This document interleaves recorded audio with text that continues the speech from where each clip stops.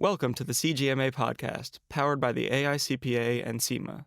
This podcast is on the topic of managing responsible business and the open workforce. Hello. Today we'll be talking to Tanya Barman, Head of Ethics at the Chartered Institute of Management Accountants.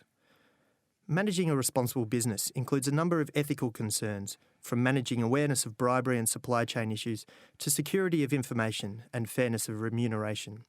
However, all of this is compounded by the open nature of our workforce today. Tanya, perhaps you could tell us a bit more about the scope of the problem. Thanks, Matt. When we're looking at an open workforce, we need to think about sort of the geographical dispersal.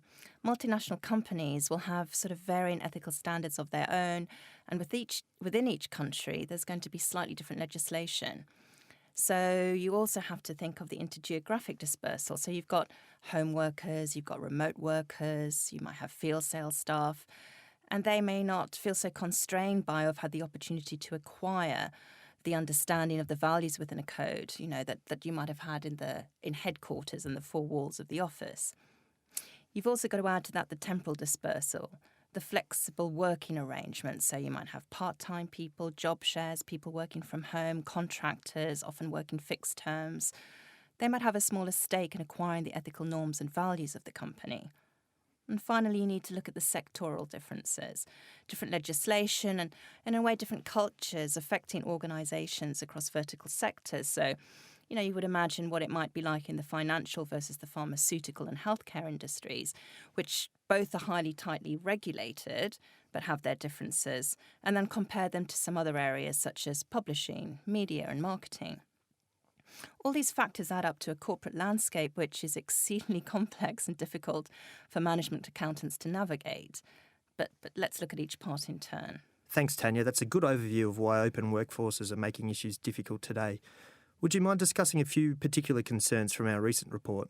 No, not at all. I'd like to highlight quite a few of the areas that I found interesting and also challenging. Security of information is rated the sort of highest ethical concern in the workplace today, up there with safety and security in the workplace. And that is quite obvious when you think of our members' backgrounds. Being management accountants, obviously data and information is absolutely key to everything they do, as is the safety and security of the organisation. Anyone working remotely, flexibly, or even simply leaving the office to go to a meeting is a potential data leak risk in the wrong kind of organisation. So it was some time ago now, but there was a time when you read about, lost laptops on a taxi every single week, and the number of lost USB sticks with confidential information on them is still far too high.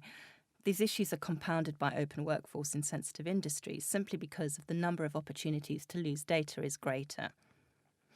So we need to look at areas such as conflict of interest, and they're far more difficult to manage with certain staff in open organisations, particularly those with high volumes of part-time and contract staff with multiple but similar roles. And also consider with those contractors or agency staff, they may be working for competitors. Supply chain issues are also challenging, and most organisations have supply chains which stretch across multiple countries. And open workforces can make this even more challenging when staff with different priorities and standards work across them. This makes having a universal code of conduct within an organisation absolutely imperative. Thanks, Tanya. Now, that sounds quite complex, and we don't want to dwell on the negatives too much, but what's the impact of getting it wrong? Well, look at one area that I'm sure most codes would cover, and that would be anti-bribery. Now, according to the World Economic Forum, 10% of company income is lost due to corruption, and that's a very conservative estimate. Discrimination and unequal working conditions can lead to high employee churn and industrial tribunals. And in addition, social media, including services such as Glassdoor, which give employees and ex-employees a chance to feed back on their places of work, has meant that views on offices are not only pervasive, but also have wide-reaching and often picked up by national and regional and local press. You can't hide. Your PR team can't get you out of an issue anymore. Information is out there, and the general public can share and discuss and judge you. So, these are things you can no longer feel you can have control of. The control is out there now. Those are all very valid issues for organisations today. Before we talk about how organisations can tackle these problems on a practical level, could you tell us a bit about how management accountants can gather ethical information on a day-to-day basis? Well, on one level, you could think it's hard to reach, but I believe that a lot of the information that can help you understand what's going on ethically within your organisation is already available. I think there's multiple sources of information which already can be used, such as human resources data, are the codes and policies which you've got in place, what is existing, what's missing, how many people are upholding those policies, which you can see through disciplinaries or grievances. How many training courses are taken, what's the feedback given, and how does that correlate perhaps with your grievances or conduct cases that might take place across the organisation? What's your employee satisfaction levels? If you put an ethical lens on this type of data, it can help you see where there are hotspots or where there's really good practice taking place. Think of all the other sort of information sources you've got. So if you're looking from a governance viewpoint, real regulatory breaches, litigation and cases against you, health and safety issues. And I think also look at your more general business information. If you start interrogating your sales data, marketing data, why are customers staying? Why are they leaving? Do they have preferences for certain products? What is your relationships? How are you seen out there in the media in relation to your customer relationships? And indeed, how you are viewed as an employer. All of this will give information in which an organisation can judge how well they're doing ethically and also where there may be areas that need more attention. It will also help you see how you might be viewed externally. And that leads us back to the reputation issue, which is so key today for companies. And it's worth noting that all of these sources of information are valid, regardless of whether the organisation has an open workforce or not. However small you are or however large you are, you should be interrogating your company and how they are behaving against the ethical standards that you might purport to uphold.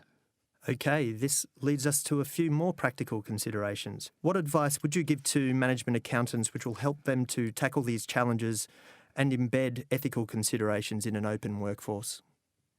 Well, there's an element of leadership which needs to be involved. But in many organisations, it's not about directly influencing people. It's about building an ethical architecture across all online and offline channels. A first step here is to make sure that your organisation has a code of ethics, as 82% of organisations have today. I'd recommend having an advice hotline, preferably externally so people feel comfortable about using it, and then act upon the information you might get back from that. That both helps and encourages staff facing difficulties to speak up. And many organisations today have hotlines and helplines for this purpose. How you use training and incentives as well. So you're going back to the real core of the human resources activity of the management, day-to-day management of your people. There's a huge increase since we started the tracking survey in 2008 around training. 62% of organisations provide training on ethical issues. But how is that embedded? That's the key question. How people are aware day-to-day of what actions they need to take rather than the tick boxing. And again, with incentives, what we found is there's a dramatic increase in performance management that will include behaviours. So you're no longer purely judged just on what you did, but how you did it. So these types of issues that can be addressed through training, through incentives, and also through that important tone from the top that allows the environment to make ethics lived, they can be helped and supported by a variety of online and offline formats to ensure ethical consistency across even the most complex of organisations. Thanks, Tanya. That's been really informative. Well, many thanks for talking to us, and thanks to everyone for tuning in. I'm Matt Hurst with Tanya Barman for CIMA. See you all next time.